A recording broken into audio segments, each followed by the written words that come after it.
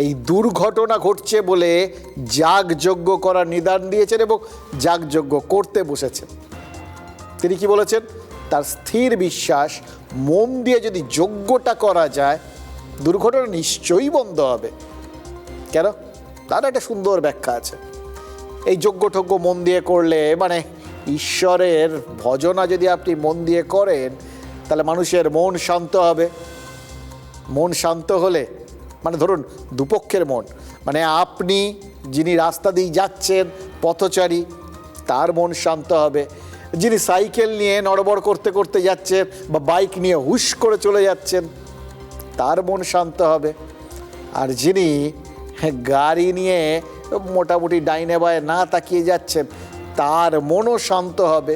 এবার দেখুন, এই কটাই তো রাস্তাঘাটের মধ্যে মানুষজন আর কি, এই কয়েক প্রকারের মানুষজন আছেন।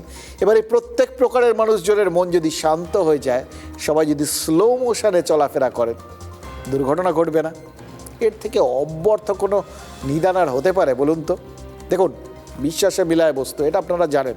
আর খগেশ্বর রায়ের বিশ্বাস নিয়ে জন্য কোনো প্রশ্নই করছি না, শুধু জানতে চাইছি, মানে ঈশ্বর না করুন এরপর যদি রাজগঞ্জে কোনো অ্যাক্সিডেন্ট ঘটেও যায়, মানে বলতে নেই কারোর যদি ক্ষতি হয়েও যায়, কেউ যদি নিকটাত্মীয়কে ভুল করে হারিয়েও ফেলেন, তাহলে তার দায়টা কার হবে?